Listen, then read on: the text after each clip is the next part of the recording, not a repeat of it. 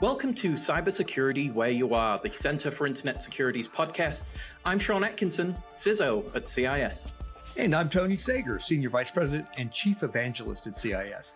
Cybersecurity affects us all, whether we're online at home, managing a company, supporting clients, or running a state or local government.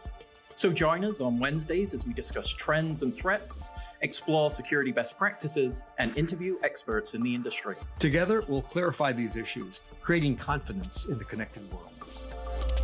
Hello and welcome to the show, Cybersecurity Where You Are. I'm Sean Atkinson, CISO here at the Center for Internet Security, joined by two special guests, Rian and Sasha. Rian, how are you? I'm good. How are you? Fantastic. Thank you. And Sasha, how are you? I'm doing well. Thank you. Wonderful. Sasha, could you do a quick introduction for our audience about your role here at CIS and the two papers that we'll be discussing today? Yeah, sure. My name is Sasha Elvenaes. I've been with CIS for a little over 3 years on the Multidimensional Threats team. And I have a background, both public and private sector, working on hybrid or multidimensional threats or the convergence of physical and cyber activity. As far as these two reports go, we wanted to examine the impact of GenAI and how threat actors might use it to enable physical threat activity. Wonderful. And Rian, could you introduce yourself to our audience? Well, I'm Rian Davis, also on the Multidimensional Threats team. I've been with CIS for about 2.5 years now, and originally started on the election cyber threat intelligence team as an intern.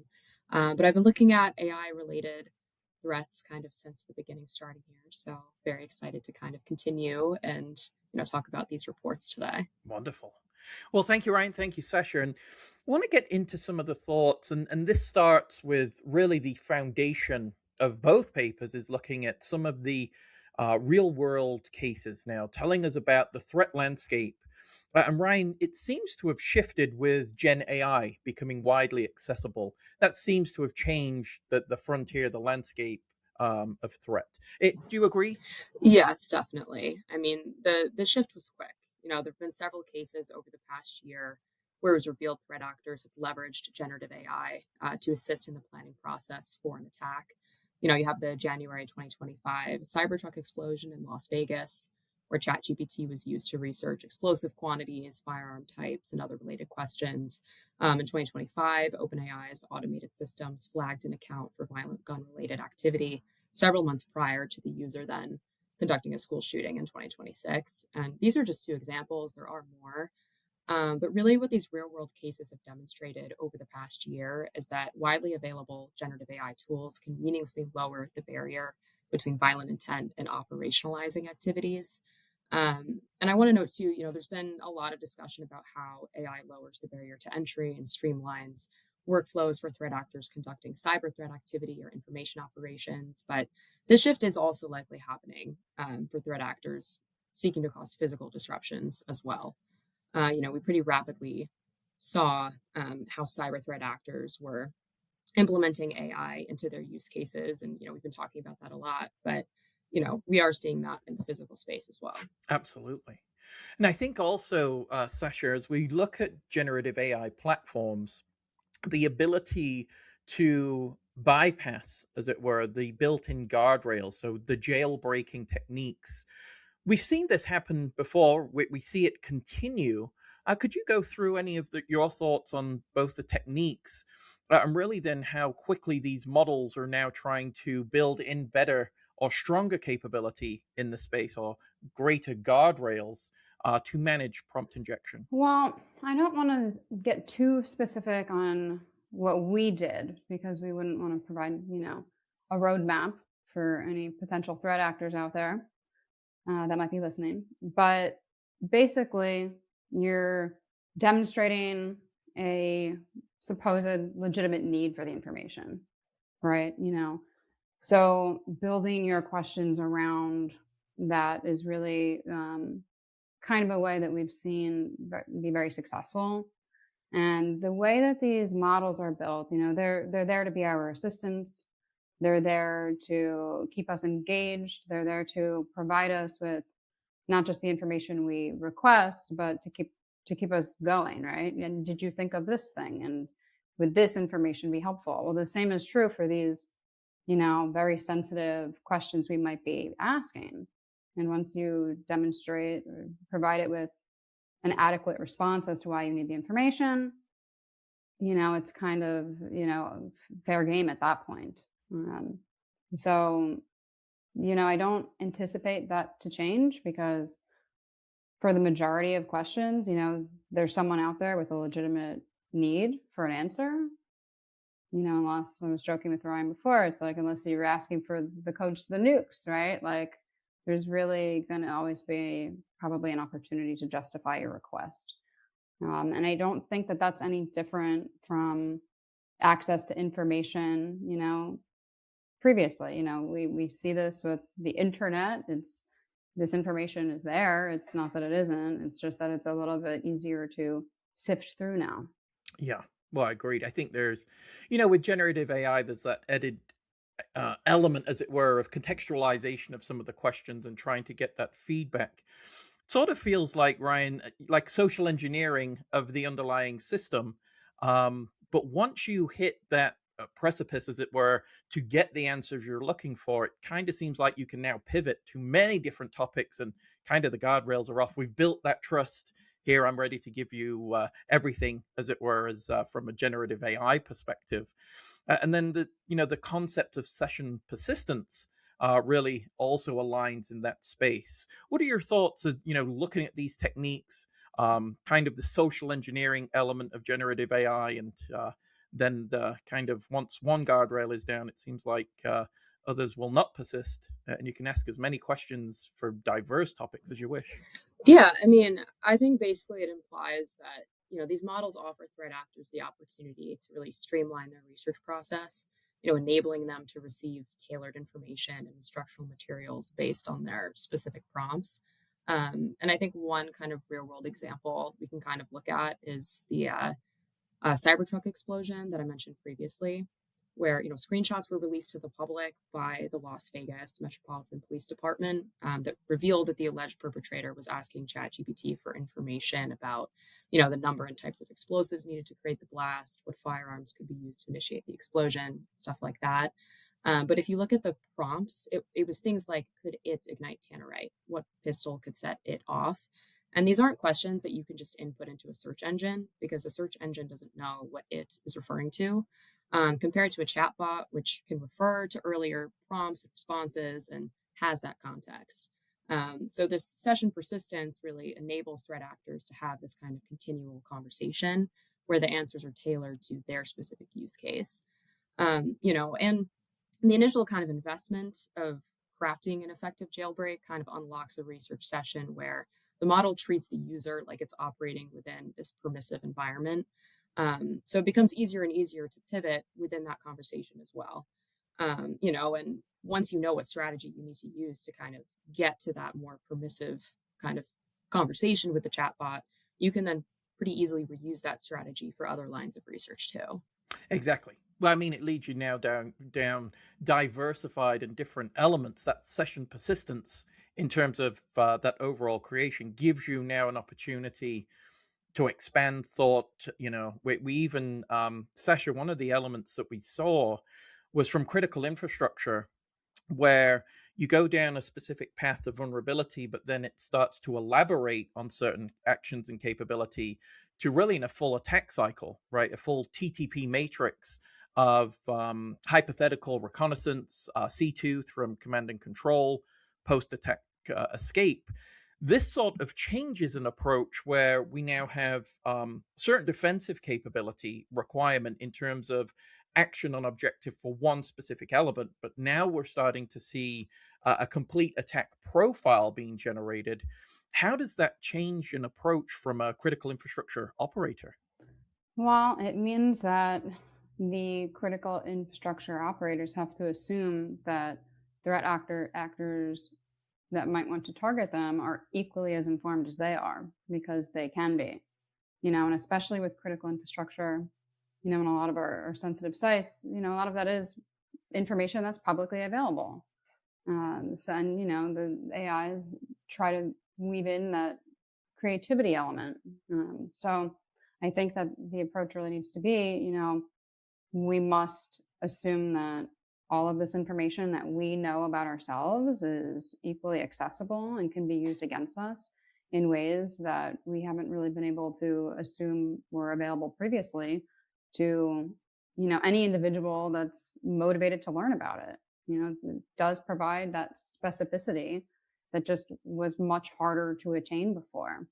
Like I said before, the AI, have you thought of this as kind of that framework, to keep you engaged? Here's another option. Here's more detail. So I think that, we need to think about our security from that lens of we too need to be using these models to figure out exactly what it might be telling threat actors about us. Absolutely agree. Well, I think one of the elements that I see, and correct me where I'm wrong, but I think there's even an encouragement to continue down different paths and diversity in thought and pushing you to different scenarios and questions. And if you thought about these types of strategies, or where do you want me to start, with one very basic, or two midline, or three, let me do the entire attack life cycle, and then we'll have another chat about that. It seems to be pushing us in that direction, to one, obviously interact and provide a commentary in terms of, ultimately a generative AI chat enablement. But when we get to that level of specificity, I think it's infrastructure operators really having to then lean into the technology itself and also think of these scenarios potentially as tabletop type exercises and simulation and adversary emulation, start to go through and really see, well, do we have, is there a gap in our underlying communications, in our infrastructure, and things of that nature? Because, Ryan, it leads me to the April 2026 report, and this was focused specifically on stadiums, large-scale events. Obviously, we've got the FIFA World Cup starting very shortly. Now, models are describing, one, that there's potentially a poor communication channel between private security, law enforcement, social media bots that are used to build baseline stress testing, as it were, from a bomb hoax or other, extreme event that would focus on large-scale events like this. Now, what makes mass attendance events such a uniquely attractive target in this new generative AI era? Yeah, so I mean, large scale events like the World Cup concentrate thousands of people in a defined area. There's predictable timing, there's critical infrastructure dependencies, and there's a lot of media coverage. And all of these are things that amplify both physical impact and potential information operations of any attack. And symbolically, large scale events like that are attractive targets as well. And Gen AI just makes the attack planning targeting events like this much more accessible to someone with no prior experience. And as we've mentioned, these models are trained and have access to publicly available data. And for events of this scale, publicly available data like concourse maps and diagrams, satellite imagery, fan shot media is plentiful. So there's kind of a lot to draw from there as well. Yeah, I think it's we're in the age of sharing, as it were. So that gives us there's more information, more opportunity, more identification, as it were, of potential weaknesses in an underlying security program, potential assessment criteria that we need to really bring together. Again, between multiple agencies, respectfully, because, or even from law enforcement, private security, incident response, fire and rescue response, all within these different areas as well. And then, given that there are so many different scenarios that could be played out, as it were, from a large event perspective, again, I think it's kind of leaning into the generative AI to not only see these being produced and usable from an attacker perspective, but also this is imperative from a defender's perspective as well, to look at how these could be used as preparation strategies. I'm really getting to a point, and I'd be interested in your thoughts, again, respective to the large scale event, is that do you see agencies who are in charge of protection and safety security utilizing such scenario generation as part of preparation? I would expect there's the playbook, the incident response, but I think here generative AI gives us an opportunity to maybe think outside of the box, or maybe outside of the book from an incident response playbook. Have you seen that happen as well? I'm not aware of any like organizations that have done it, but it is a strategy where you can kind of, like you said, see some maybe more out of the box potential scenarios. And it's kind of a way a little bit to do your own vulnerability assessment to see what information is out there. If you're prompting for information about kind of a specific facility or something like that, you can see kind of what the Gen AI is pulling back for you related to that. Definitely. And I think, Sasha, one of the attack modes, and one that all three models provided, drone attack guidance, both detection evasion tactics, multi-drone coordination capability, modifying these to carry even explosive payloads. Now, I believe from the reports we saw the Paris 2024 Olympics, there were detections, hundreds of drone incursions that had occurred in that space.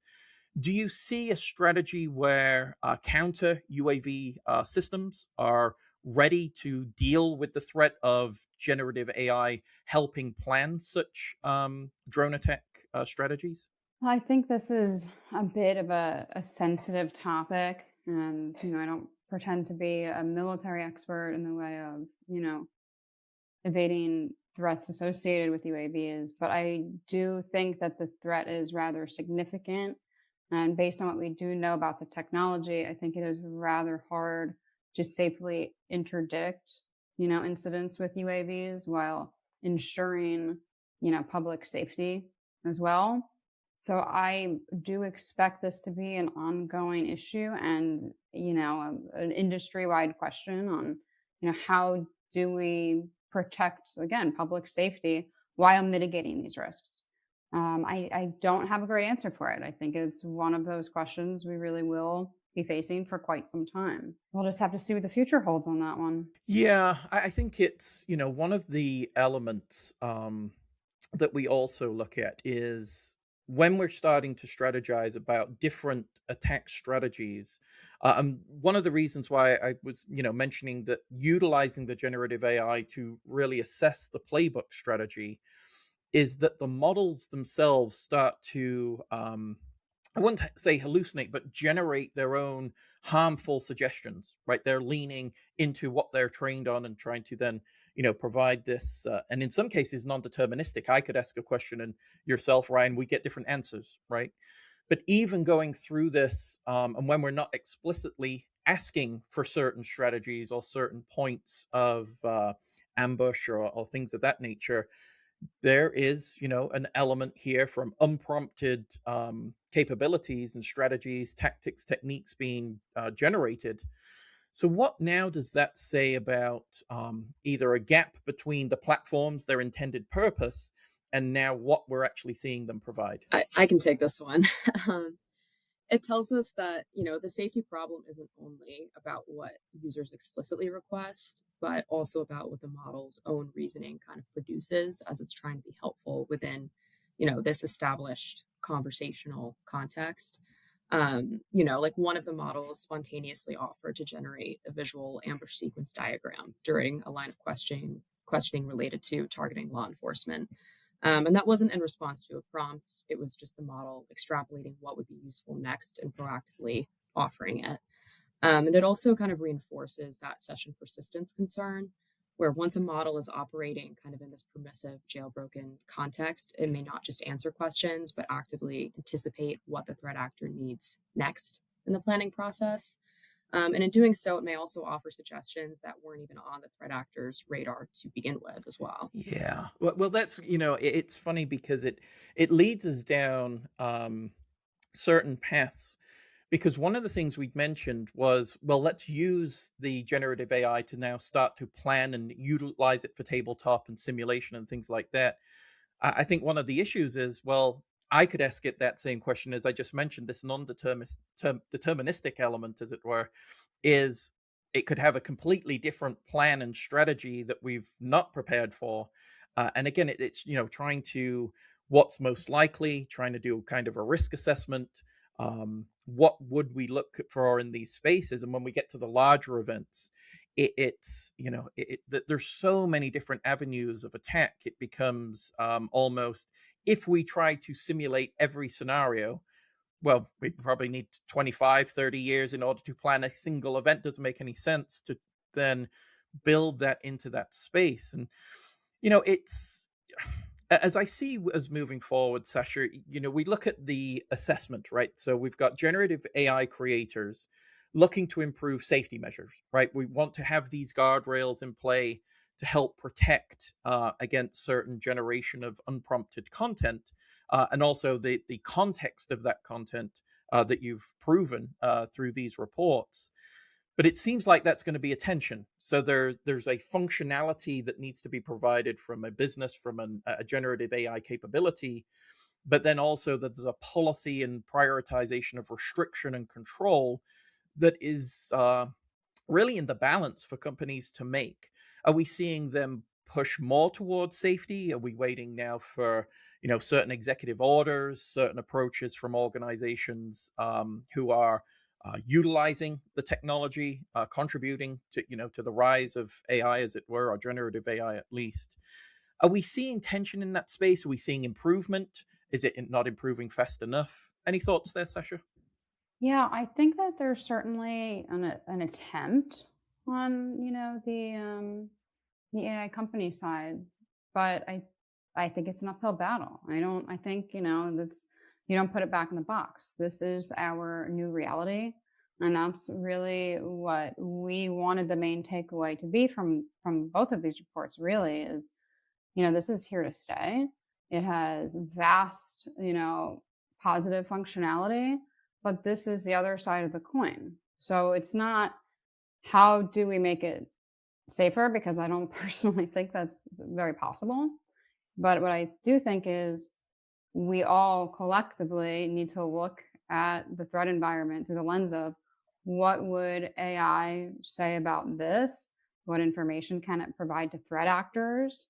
And I don't think that it needs to be a scenario where, kind of like what you were just talking about, where we need to enact every scenario. It's more like, what are the weak points? The critical infrastructure that supports events, the information environment, the poor lines of communication that can exist between different security units.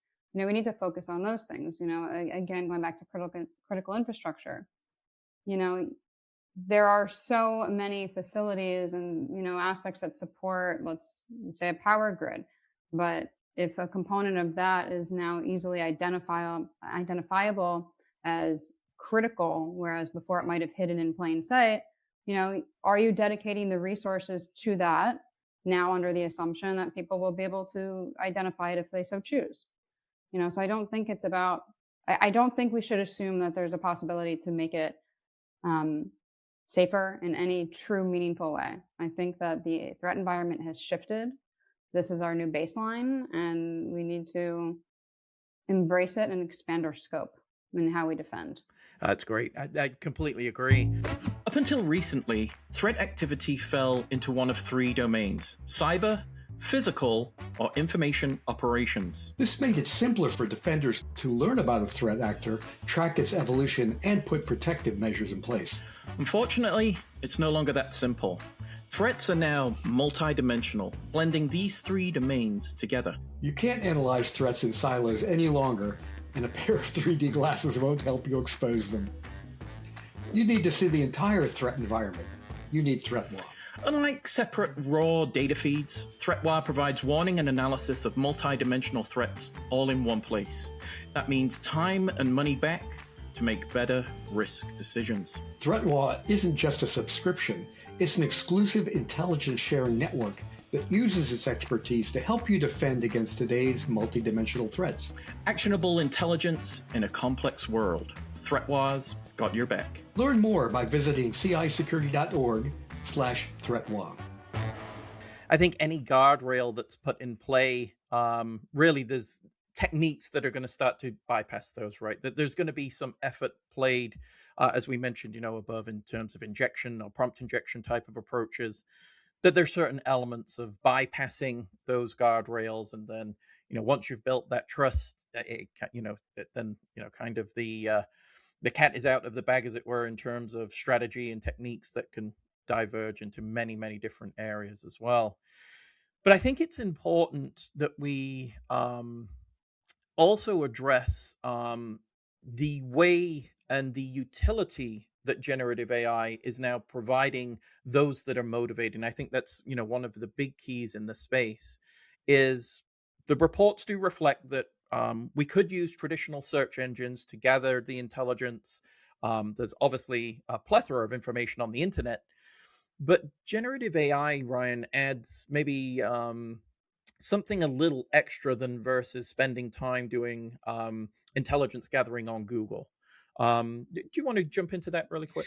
Yeah. So, I mean, traditional research requires someone to locate multiple sources, evaluate if they're credible or not, reconcile any conflicting information, and then kind of manually integrate those findings into a usable format. But Gen AI can do that integration very quickly and present it as like a structured and in kind of the threat actor planning context, present it as like a structured plan. So it really lowers the expertise threshold as well, because, knowing what questions to ask, understanding enough about, in our case, when we were testing explosives or drone sensors or law enforcement communication protocols, knowing enough to search effectively requires having prior knowledge. So, or you have to have the legwork to kind of get the knowledge required to even know the right questions to ask. But Gen AI allows someone with no background to kind of ask questions and receive responses that include details that they may not have even known to look for. So, yes, the information is available through traditional search engines and research methods, but it makes it much more accessible using AI. The other aspect of everything that Ryan just said is that people tend to give up when things are hard. It is very hard to do all that research, to aggregate it, to actually understand it. It's not at all hard to ask, an AI model to explain it in a way that is understandable for whoever might be asking. So that's the huge difference. It's you're not going to have people giving up anymore because it's unobtainable for them specifically. Absolutely. Yeah, it sort of seems like the ease of entry into going down certain paths. Like you say, going through research, it may, doing days, hundreds of hours into certain projects or campaigns, as we've identified through both papers, may exhaust some that are not truly motivated or have that, sense of the need to complete a certain tasking in this area.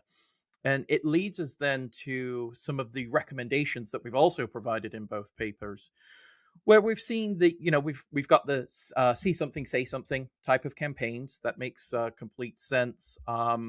Managing your online and personal data hygiene and portfolio, obviously that has other leverages that could be used, again, in certain campaigns. Continuous vulnerability assessment, looking at IoT devices, specifically those from a venue perspective, the paper talking about the events.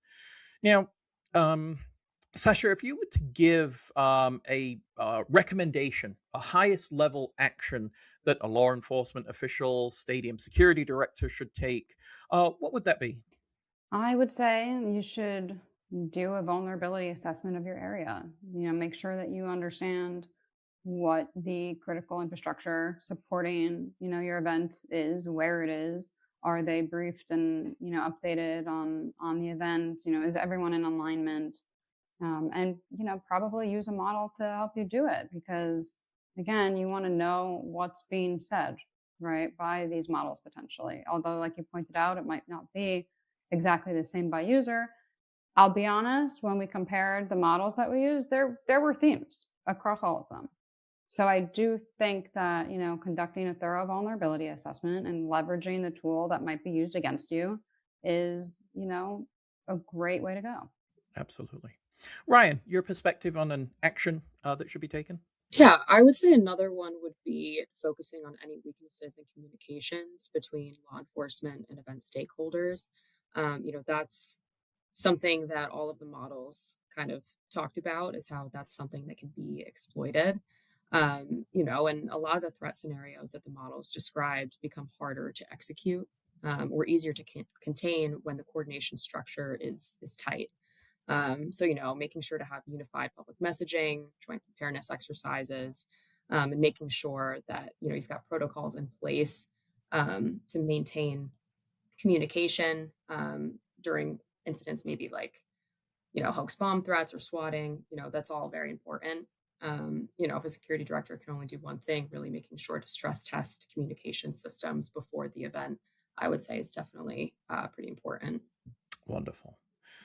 Well, that concludes our episode. Rian, Sasha, thank you so much. Again, the paper's absolutely fantastic, eye-opening, practical recommendations in those reports. We'll make those available. I just want to thank you both for all the work and really trying to protect and keep us safe. So thank you both so much. Thanks for having us. Yeah, thank you. Absolutely. Thank you.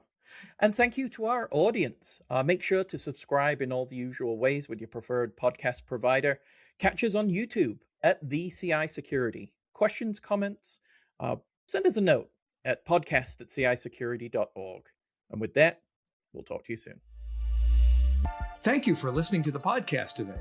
The thoughts and opinions expressed by our podcast guests are solely theirs and do not necessarily reflect those of CIS. Tune in on Wednesdays for a new episode. And in the meantime, visit our website at cisecurity.org. Together, we'll continue our efforts of creating confidence in the connected world.